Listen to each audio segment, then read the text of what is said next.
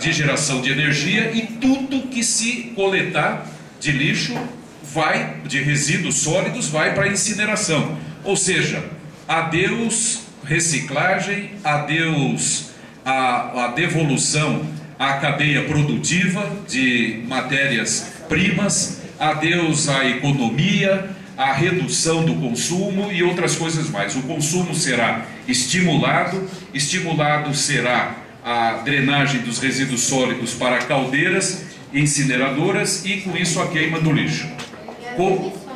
E as emissões da queima, trialometanos, dioxinas e furanos e toda sorte de gases cancerígenos. Contrariamente a tudo isso, pela primeira vez no Brasil, a Assembleia Legislativa do Paraná está votando uma lei que proíbe a incineração no Paraná. Essa lei é uma lei de minha autoria e de autoria da deputada Luciana Rafaim, para não permitir, em hipótese nenhuma, que haja a incineração de lixo. O mesmo que se faz com o lixo, quer se fazer com a água. Os prefeitos e o esgoto, o saneamento, os prefeitos, Marina, caindo no conto da sereia, estão tentando municipalizar o sistema de água e esgoto para, em seguida, terceirizá-lo. Grupos econômicos como a Lyonnaise des Eaux francesa, o Grupo Vivendi, o Consórcio Dominó e tantos outros, convencem os prefeitos a municipalizarem o sistema de água e esgoto e entregar para eles. É a privatização da água e esgoto, assim como a privatização da coleta de resíduos, a incineração. Tudo tem uma lógica contrária à sustentabilidade. Por isso é que o que nós pregamos é exatamente o contrário de tudo isso. Pregamos uma cidade sustentável, mas a sustentabilidade não apenas com relação a resíduos, poluição, a sustentabilidade enquanto uma política transversal que eleva o espírito humano, que faz com que as pessoas façam cultura, com que as pessoas tenham liberdade para expressar os seus sonhos mais íntimos, que produzam uma cidade libertária, uma cidade onde o sonho seja efetivamente possível de ser concretizado e construído.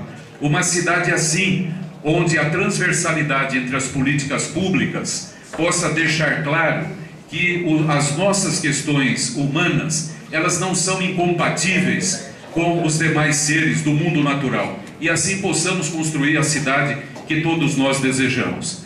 É para falar sobre esse sonho, essa cidade, esse propósito, esses ideais que começam a ganhar o mundo, em primeiro lugar como uma pequena chama, mas se Deus quiser haverá de fazer uma grande fogueira que vai iluminar os nossos caminhos. É que talvez uma das pessoas mais credenciadas pela sua história de lutas, pela sua vida, pela sua abnegação, pelo seu conhecimento, pelo seu compromisso, veio a Londrina para falar conosco. Essa pessoa é ninguém mais, ninguém menos do que a histórica companheira Marina Silva, que agora fala com todos nós.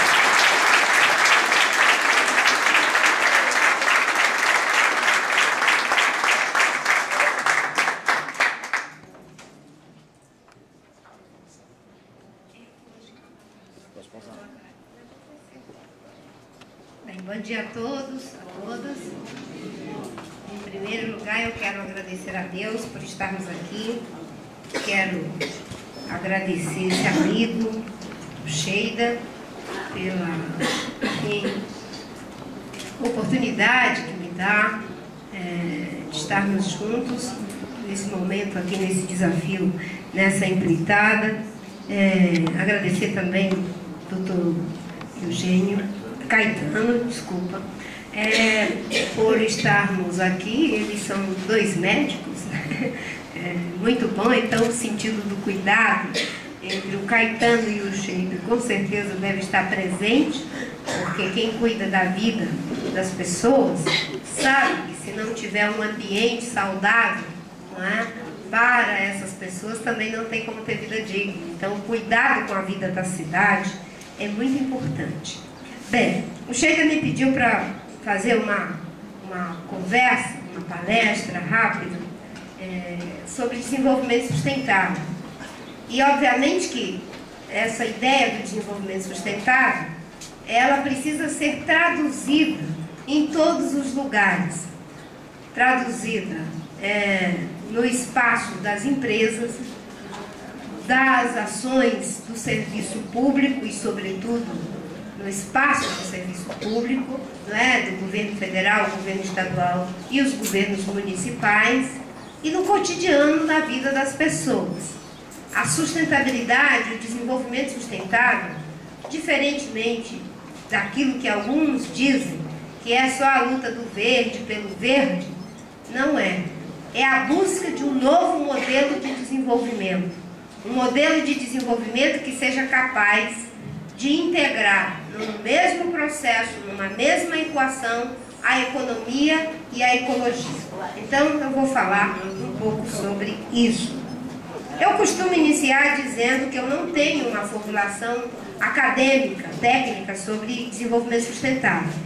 Eu tenho uma experiência de vida ao longo de mais de 30 anos na militância socioambiental. Eu conheci o Cheiro nesse processo de criação do PT, da CUT, depois quando ele virou prefeito, que introduziu a coleta seletiva do lixo, que foi uma coisa que passou a ser um exemplo para várias cidades do Brasil. Então eu tenho uma militância de mais de 30 anos. Conheci o Chico Mendes com 17 anos e a partir daí comecei essa militância em defesa da floresta, depois como vereadora, deputada, 16 anos senadora, 5 anos e meio como ministra, candidata a presidente da República. Hoje sem partido e sem mandato, mas professora Marina fazendo o mesmo trabalho. Então eu falo desse lugar, de um olhar que é muito mais vivencial, não é uma formulação técnica. A outra coisa que eu costumo fazer é uma contextualização. Antes de falar do desenvolvimento sustentável, a gente tem que entender o contexto que a gente está vivendo. Nós estamos vivendo uma crise muito grave, gente. É uma crise econômica, uma crise ambiental, uma crise social, uma crise política e uma crise de valores. A crise econômica todos vocês estão vendo, a Europa, os Estados Unidos, o Japão, todo mundo, o Brasil não está crescendo quase nada em função da crise econômica. Bem, a crise social, ela está também no mundo inteiro e há muito tempo. Como se expressa a crise social? Cerca de 2 bilhões de seres humanos no mundo inteiro vivem com menos de 2 dólares por dia.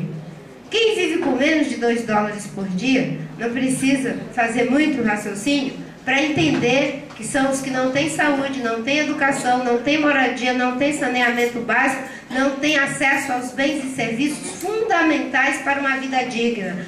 2 bilhões de seres humanos vivem assim. No Brasil, nós tivemos um avanço importante para fazer justiça. Com a estabilidade econômica conseguida no governo do Fernando Henrique e as políticas sociais do governo do presidente Lula, nós tiramos 25 milhões de pessoas dessa pobreza extrema, mas ainda temos 14 milhões de pessoas vivendo em pobreza extrema, 10 milhões de jovens analfabetos. Então eu disse que nós temos uma crise econômica e uma crise social. Bem, temos também uma crise ambiental.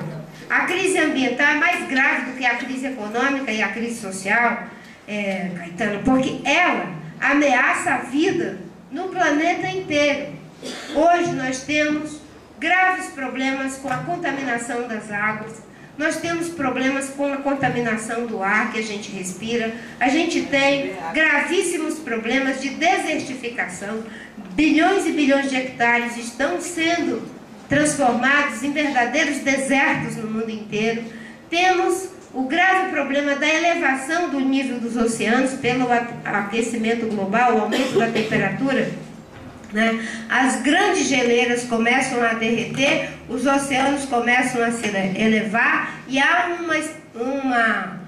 uma projeção de que talvez, não é, tenhamos no futuro cerca de 2 bilhões de refugiados ambientais no mundo inteiro, territórios, países que desaparecerão, em função do problema grave, mais grave de todos, da crise ambiental, o problema das mudanças climáticas. Nós estamos vivendo o aquecimento do planeta, o aumento da temperatura. E se a temperatura média do planeta aumentar em mais 2 graus Celsius, nós podemos comprometer a vida no planeta, o equilíbrio da vida. Como se não bastasse a crise econômica, social e ambiental, com essa dramaticidade que eu coloquei, nós temos também uma crise política e uma crise de valores. Eu digo que na base da crise econômica, social e ambiental está a crise política e de valores, porque são elas que são as propulsoras das demais crises. É a crise política que transformou os ideais políticos em projeto de poder pelo poder. É por isso que vale tudo para ganhar uma eleição. E eu disse para o Sheida, quando nós conversamos a primeira vez, eu digo, Sheida, se você ganhar, que você ganhe ganhando. Agora, não ganhe perdendo. Porque às vezes a gente pode ganhar perdendo. E a gente ganha perdendo quando, para ganhar, abre mão dos princípios, abre mão dos valores, faz de tudo para ganhar o poder.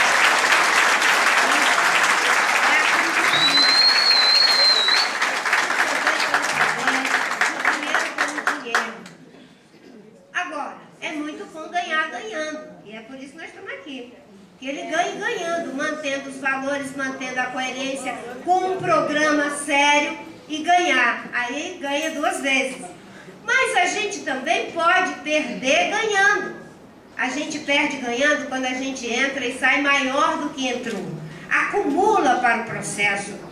Eu participei de uma eleição, tive quase 20 milhões de votos, com 1 minuto e 20 segundos de televisão, Sheida, com uma estrutura que nem se comparava à dos meus concorrentes, do nosso governador Serra e da nossa presidente Dilma, não é? Nem se comparava. Mas terminou a eleição e na coletiva que foi dada no primeiro turno, eu estava com a cara mais feliz do que a Dilma e o Serra, porque eu tinha perdido ganhando, e ganhando bonito. Muito bonito, porque nós estamos construindo o Brasil do futuro. E aqui nós estamos também construindo a Londrina do futuro agora. E eu peço a Deus que vocês todos trabalhem muito para ter um segundo turno. O segundo turno é muito bom e que seja com o Sheida. Porque no segundo turno a gente olha 2 vezes, escuta 2 vezes, pensa 2 vezes e os candidatos têm a chance de serem votados 2 vezes e o eleitor vai escolher 2 vezes. Poxa vida! Talvez a gente erre menos quando tem um segundo turno. Então, a crise política e de valores, eu dizia, está na base de tudo. É ela que faz com que a política vire poder pelo poder. É ela que faz com que a economia vire dinheiro pelo dinheiro. É a crise dos valores que faz com que se separe economia de ecologia. É a crise dos valores que leva a sacrificar os recursos de milhares de anos pelo lucro de algumas décadas. O que é isso, Marina? A água que a gente bebe, isso são recursos de milhares e milhões de anos. Mas as pessoas, quando poluem os rios, as nascentes, tirando as matas ciliares e destruindo as nascentes, elas estão sacrificando os recursos de milhares de anos pelo lucro de apenas algumas décadas. Quando se muda o Código Florestal para remover a proteção de 100 metros de um lado, 100 metros de outro, 50, né? E no caso da Amazônia, que é 500 metros para os grandes rios, agora eles reduziram para 100. 100 metros ao lado do rio Amazonas, do rio Solimões, do rio Tapajós, do rio Madeira, não é nada. Eles reduziram para 100 metros, o que era uma proteção de 500 metros. Isso é sacrificar os recursos de milhares de anos pelo lucro de apenas algumas décadas. Eu disse, estamos numa crise econômica, social, ambiental, política e de valores. Ora, uma crise, doutor, que se caracteriza, que se constitui de tantas crises, não é uma crise normal. Vocês que são médicos sabem que quando uma doença se constitui de múltiplos problemas de saúde, é um colapso na saúde da pessoa. É muito difícil de tratar. E para uma crise que se constitui de múltiplas crises, só tem um nome. É uma crise civilizatória. Nós estamos vivendo uma crise da civilização, né? Tá chegando aqui um amigo, enfim, o Rasca. Seja bem-vindo aqui entre nós. Uma crise da civilização. Uma crise civilizatória não é fácil de ser enfrentada. É muito chato dizer isso, porque as pessoas às vezes dizem, mas Marina, poxa, você está fazendo um discurso muito pesado, né? Como é que você está em relação a tudo isso? Está otimista ou pessimista? Eu digo, nem otimista, nem pessimista. Aí as pessoas dizem, e é tucana? Eu digo, não. Né? Não sou tucana, está em cima do muro. Eu digo, não. O muro já tem dono, o muro é dos tucanos. Eu estou na corda bamba, porque é uma crise sem precedentes, tentando nos equilibrar nessa corda bamba. Mas tem uma coisa que com certeza todos nós devemos ser. Quando não dá para ser pessimista nem otimista, a gente tem que ser persistente. É a persistência que faz com que a gente transforme situações que nos levam ao pessimismo em situações virtuosas. É a persistência que faz com que, mesmo em momentos de bonança, a gente não tenha uma atitude de comodismo e de complacência com os erros. É a persistência. Eu sou persistente. E nessa crise civilizatória, com essa magnitude, não há como enfrentá-la apenas uma pessoa, uma liderança, duas. Não há como ser apenas um partido. Não tem como ser apenas um grupo. Essa é uma crise que tem que ser encarada por toda a humanidade, por toda a civilização, pelos empresários, pelas lideranças políticas, pelos cientistas, pelas pessoas de um modo geral e, sobretudo, pelos jovens. A minha juventude lutou pela liberdade. A juventude do Chega foi dedicada à luta pela liberdade, pela democracia, acreditando, como diz um amigo meu do Parlamento Europeu, Daniel Combendit, que com a liberdade nós íamos construir o futuro que quiséssemos.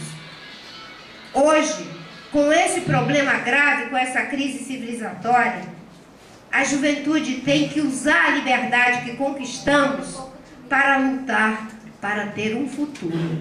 Isso é dramático. É triste dizer isso, olhando para você, uma jovem cheia de esperança. Mas nós somos persistentes. E é essa persistência que vai fazer com que a gente possa encarar essa crise, mas de forma ampla e generosa. É por isso que hoje eu estou num movimento.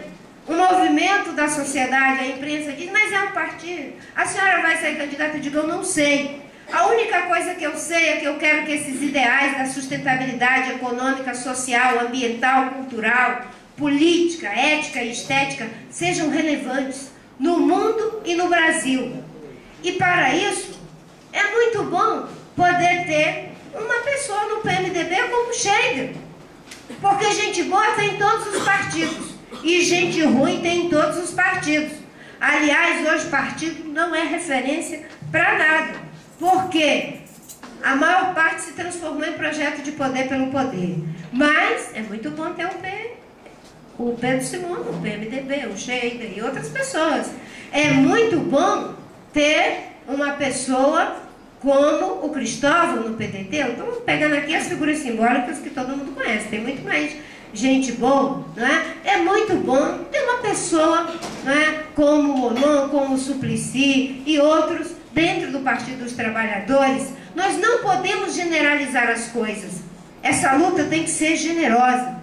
Mas é muito bom ter também empresários como Guilherme Leal, não é? Como Ricardo Young e outras pessoas que fazem parte da visão moderna do empresariado, que apostam na sustentabilidade.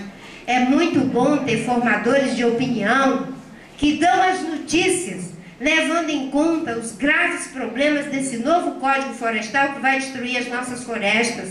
É um movimento com todas as pessoas. O Edgar Morin disse que isso é uma comunidade de pensamento.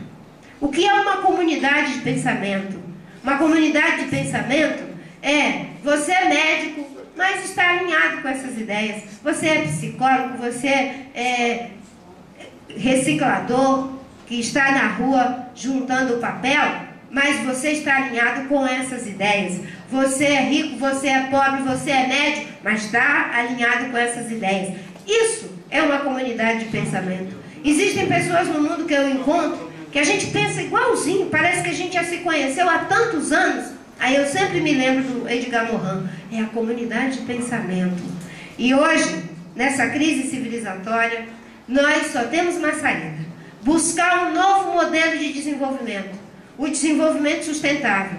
A ONU diz que um modelo de desenvolvimento, para ser sustentável, ele precisa ser em 4 dimensões: na dimensão econômica, social e ambiental.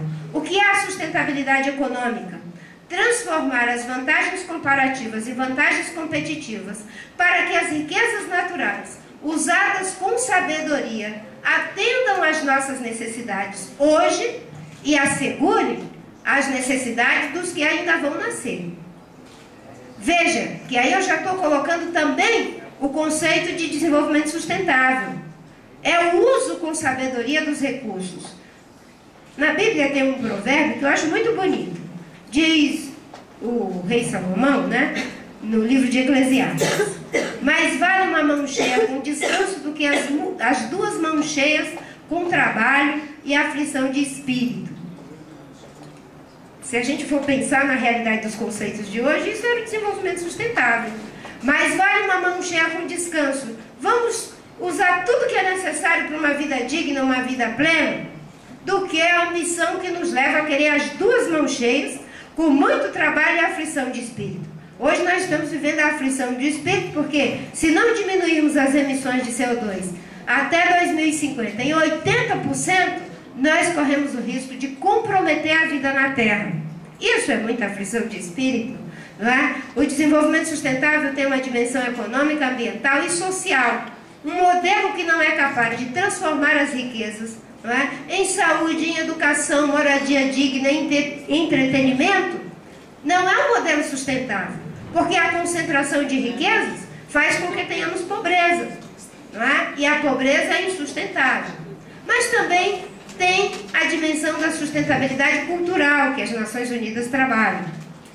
Um modelo que elimina as culturas, as diferenças culturais, e a globalização traz muitos benefícios, mas também traz o malefício de eliminar, de homogeneizar as culturas.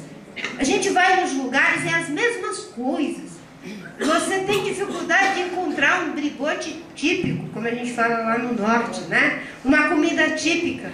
São raros os lugares em que há essa resistência. Tudo vai virando uma mesmice. Isso é insustentabilidade cultural, não é? Que é um dos males da globalização. Só é possível a troca na diversidade. Um modelo, para ser sustentável, ele precisa preservar a diversidade cultural da humanidade. E o Brasil é uma riqueza em termos de diversidade cultural. Quando se faz um empreendimento de forma insustentável como o Belo Monte, que ameaça as etnias indígenas, as populações locais, a destruição do rio Xingu, que é o rio que dá peixe para os nossos índios, nós estamos ameaçando a diversidade cultural do nosso povo. É a economia de forma insustentável para a cultura. O Brasil tem 220 povos que falam 180 línguas. Olha que riqueza cultural nós temos. E isso corre o risco de ser eliminado por um modelo de desenvolvimento que não respeita as diversidades, não é, da nossa forma de produzir, da nossa forma de consumir, de todas as formas diferenciadas que tem. Eu ousei, além dessas 4 que eu já falei, a sustentabilidade econômica, social, ambiental e cultural, a introduzir mais 3. Uma delas é a dimensão da sustentabilidade estética. Poxa, Marina, mas a estética não é uma coisa supérflua?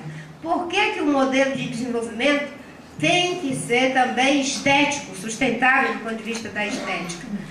Porque nós somos muito mais do que coisas. Nós somos talvez a metade material, mas a nossa outra metade é imaterial, é simbólico, é intangível. E existem paisagens maravilhosas, tanto naturais quanto feitas pelos humanos. Isso é a dimensão da sustentabilidade estética.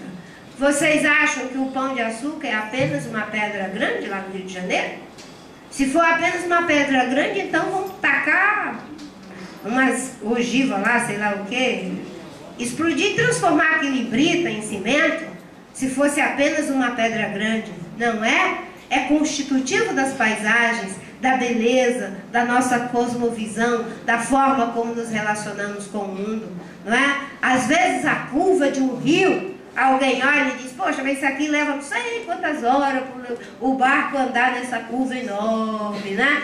Vamos passar aqui uma reta, fazer e deixa essa curva para lá e o barco anda mais rápido, não é? E aí acaba com todos os ecossistemas, a beleza das paisagens. Se o mundo fosse assim, é uma pobreza humana, porque nós somos também a beleza do simbólico, do imagético, do acústico. Um modelo de desenvolvimento que não é capaz de respeitar isso não é sustentável. Mas tem mais duas dimensões que eu introduzi. A dimensão da sustentabilidade política e a dimensão da sustentabilidade ética. Essas estão na base de todas as demais. Eu vou começar pela política. O Sheida tem um programa, tomando ele como exemplo. O programa dele é muito bom para a cidade. Mas se não tiver uma maioria que o faça prefeito, e depois de prefeito essa maioria não respaldar o programa, ele não tem como implementar o programa. Não tem. Porque não tem sustentabilidade política. Quem diminuiu o desmatamento da Amazônia em 80%, graças a um plano que botou 725 pessoas na cadeia, desconstituiu 1.500 empresas criminosas, Sheida, aplicou 4 bilhões de multa, apreendeu 1 milhão de metros cúbicos de madeira. 1 milhão de metros cúbicos de madeira, para vocês terem uma ideia, é uma carreta de toras enormes, não é? Um caminhão atrás do outro, de São Paulo ao Rio de Janeiro. Quem já fez a viagem de São Paulo ao Rio de Janeiro, passa a ter uma ideia do que é apreender 1 milhão de metros cúbicos de madeira. Prender 125 funcionários do IBAMA envolvidos com corrupção, que avisavam para os bandidos quando a gente ia fazer as operações. Fazer uma operação da Polícia Federal no estado do Mato Grosso, com 480 policiais federais, que colocou na cadeia vários criminosos ambientais, inclusive um secretário de meio ambiente envolvido com contravenção. Isso não foi a Marina, não foi o Lula. Isso foi o povo brasileiro. Uma pessoa fazendo isso, ó, o pescocinho dela, já teria ido há muito tempo. Porque o Chico Mendes foi assassinado há 20 anos, 24 anos atrás, porque queria salvar a sua cidade de Chapuri. Imagine querer salvar o Cerrado, a Mata Atlântica, a Caatinga, o Pantanal, todos os grandes biomas brasileiros, com um programa ousado de monitoramento por satélite. Foi o povo brasileiro que fez isso. Foi o povo que deu sustentabilidade política para fazer isso. Eu jamais vou poder me gabar de ter feito isso.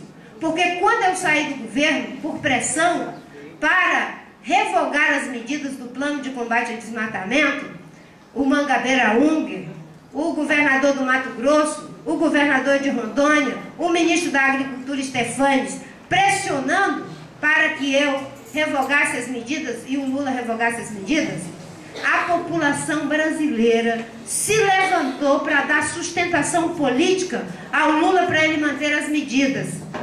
E é por isso que eu estou dizendo que gente boa tem em todos os partidos. E gente com pensamento equivocado tem em todos os partidos. Mas hoje a população está prestando atenção na proposta, na ideia. Sem a sustentabilidade política não dá para fazer muita coisa. Não existe um Messias salvador da pátria. Não é a Marina, não é a Dilma, não é o Sheida, é nós. E eu tenho dito isso para a questão da corrupção. Enquanto a corrupção for tratada como um problema da Dilma, do Lula, do Collor, do Sarney, do Fernando Henrique, vai ter corrupção feia. Quando a corrupção virar um problema nosso, a gente dá um basta na corrupção. Quando a escravatura virou um problema nosso, acabamos com a escravatura. Quando a democracia virou um problema nosso, nós reconquistamos a democracia. Quando a inflação galopante virou um problema nosso, nós resolvemos o problema da estabilidade econômica. Quando o problema social virou um problema nosso, nós já conseguimos tirar 25 milhões de pessoas da pobreza.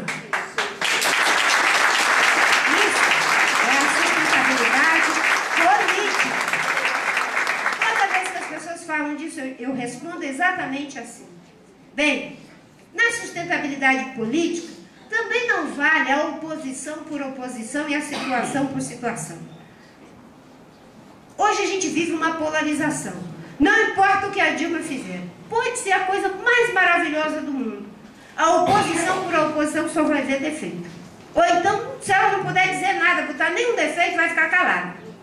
Certo? E a situação por situação pode fazer a pior aberração do mundo, como é destruir o Código Florestal, tirar as competências do IBAMA para fiscalizar desmatamento, só vê qualidade, mesmo onde os erros saltam às vistas.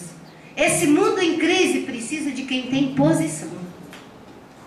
E às vezes, a gente tem uma posição para dizer, olha, aqui eu não posso fazer, eu não sei fazer. Tem alguém que possa fazer? Eu não sei. Isso já é uma posição. E se está bom, a gente diz que está bom. Se está ruim, a gente diz que está ruim. A política social do governo se aprofundada para uma educação de qualidade, para uma saúde digna, se transformar o programa de transferência de renda em um programa de inclusão produtiva, é um excelente programa. E é injusto dizer que não é.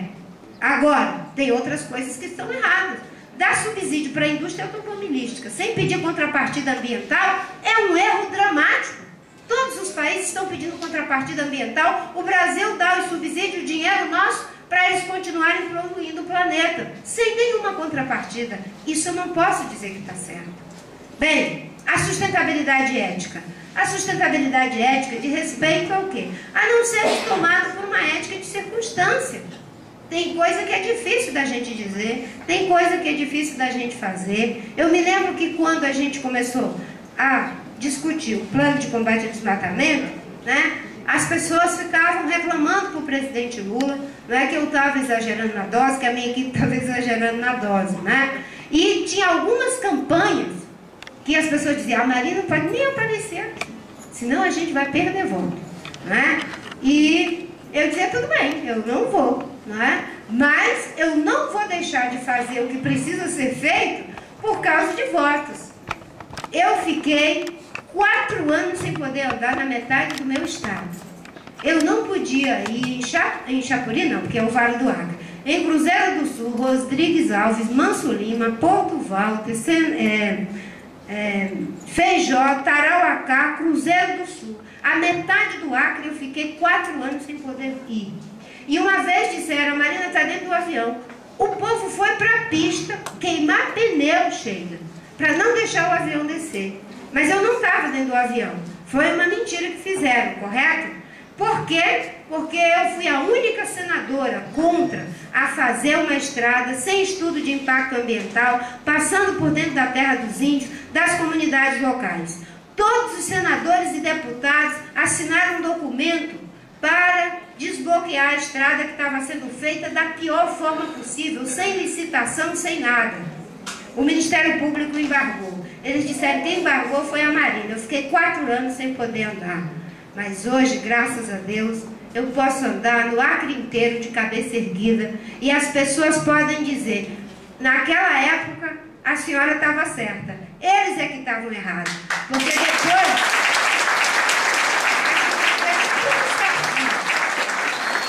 Não pode ser política de curto prazo para alongar o prazo dos políticos. Isso é ética de circunstâncias. A gente tem que ter política de longo prazo no nosso curto prazo político. O prazo de um político é 8 anos, se ele for reeleito. Agora, as políticas para melhorar a educação é 10, 20 anos, 30, 40.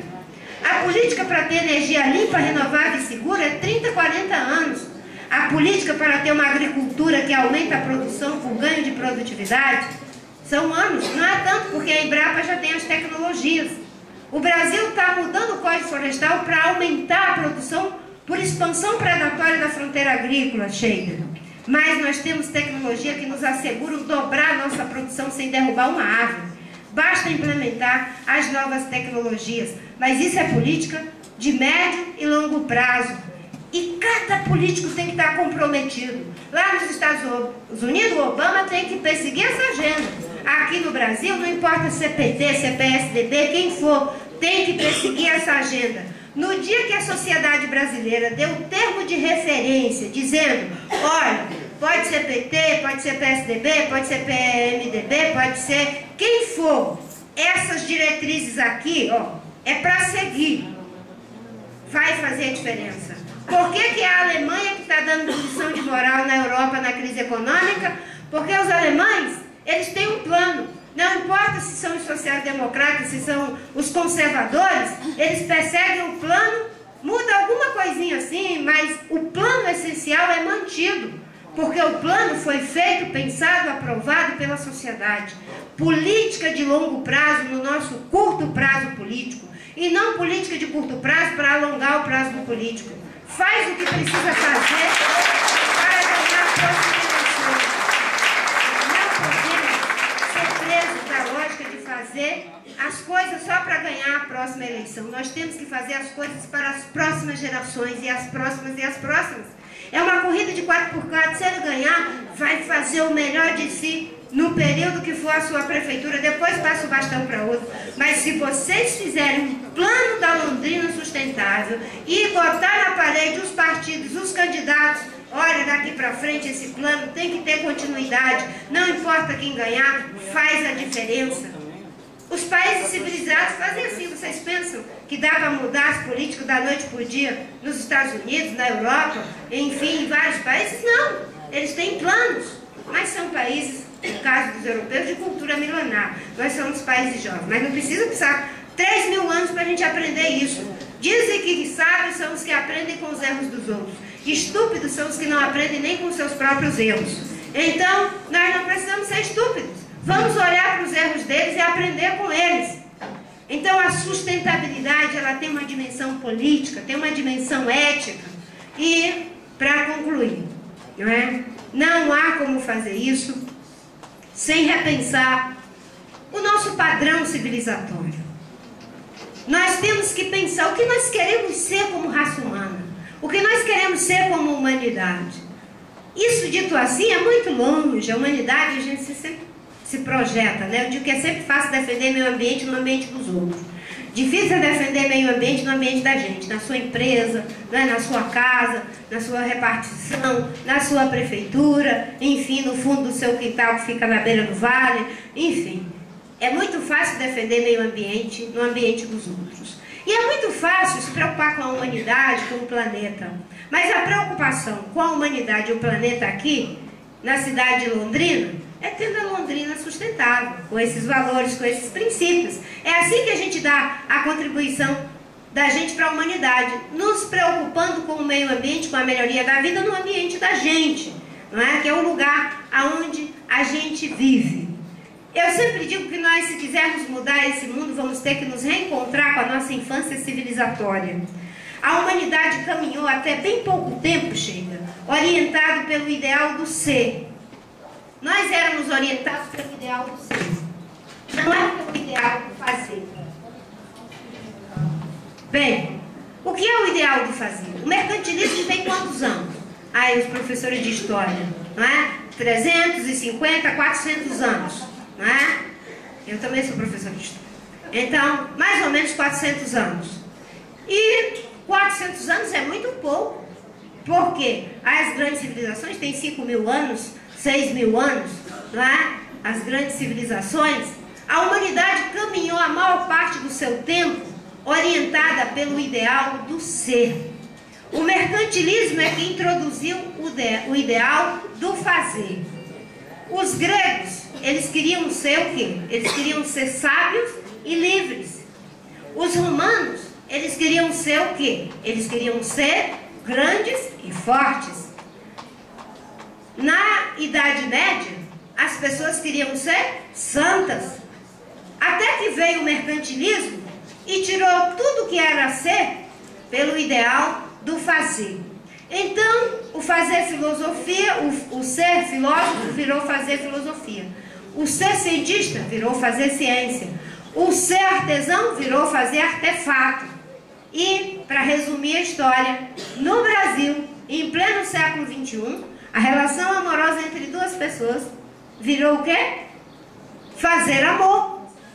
É fazer, fazer, fazer, fazer. E quando a gente faz, é preciso ter um lugar para tanta coisa que a gente faz. E então se criou um buraco negro chamado consumo. As pessoas têm que fazer e consumir. E para você parecer que é bom, para você parecer que é próspero, para você pertencer, você tem que consumir e fazer. E quando você não pode fazer e não pode consumir, você tem que parecer que faz e parecer que consome. Então a gente vive num mundo virtual e as pessoas estão enlouquecendo, porque nem todo mundo pode fazer, nem todo mundo pode ter, mas nós substituímos o ideal do ser pelo fazer, pelo ter. E nós vamos precisar nos reencontrar com a nossa infância civilizatória. Essa crise civilizatória exige de nós esse esforço. O que queremos ser como raça humana. E, como raça humana, nós sabemos que tem limites para todo mundo ter um carro, todo mundo ter um avião, todo mundo ter um monte de coisa, senão precisaria de 5 planetas. Se todo mundo virar um europeu, um japonês e um americano, com o mesmo consumo que eles têm, precisa de 5 planetas, nós só temos um. Mas se há limites para ter, não há limites para ser. E nós vamos ter que deslocar a nossa felicidade, a nossa visão de prosperidade para uma outra direção, a direção do ser. Não há limite para ser mais generoso, não há limite para ser mais erudito, não há limite para ser mais criativo, não há limites para conhecer mais, doutor, sobre como é que a gente salva a vida das crianças, a vida das mulheres. E com o básico, com uma vida digna. Para que a gente quer ser todo milionário? Não precisa. Tudo que nós queremos é uma vida digna. E ilimitadamente podermos ser mais generosos, mais colaborativos, mais criativos, mais eruditos, mais espiritualizados, os que creem, certo?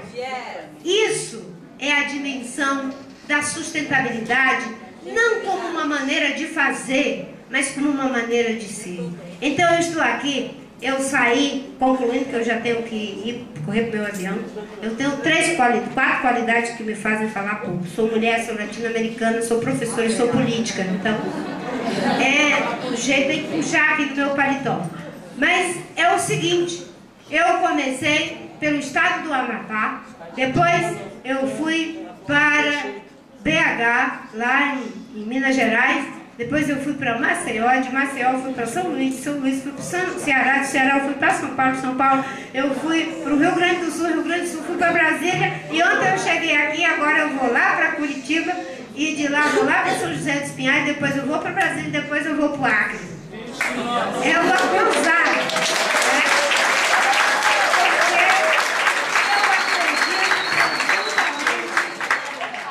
Nesses ideais que eu estou dizendo. É por isso que quando as pessoas dizem, Marina, vai ter partido, não vai ter partido, eu digo, olha, eu quero um movimento no Brasil, nos Estados Unidos, na Europa, no Japão, para que esses ideais prevaleçam e a gente enfrente essa crise civilizatória. E a contribuição que a gente pode dar para a crise no momento da eleição é elegendo aqueles que estão comprometidos com esses ideais, com essa comunidade de pensamento. E é por isso que estou aqui, né, com o meu amigo Sheila, que eu conheço, que não é só palavras. Quando ele diz sustentabilidade, ele sabe o que ele está dizendo. Então, meus amigos e amigas, eu não sei se deu para contribuir, mas era isso que eu queria deixar como mensagem. Que a gente esteja como uma comunidade de pensamento que envolve a todos. Tem um versículo na Bíblia que diz que um dia o cordeiro e o lobo deitariam na mesma cama. Eu acho isso muito contraditório. Mas eu entendo que essa crise ambiental é possibilitadora de tudo isso. Por acaso, os países ricos precisam de terra fértil, água potável e ar puro? Os países pobres também.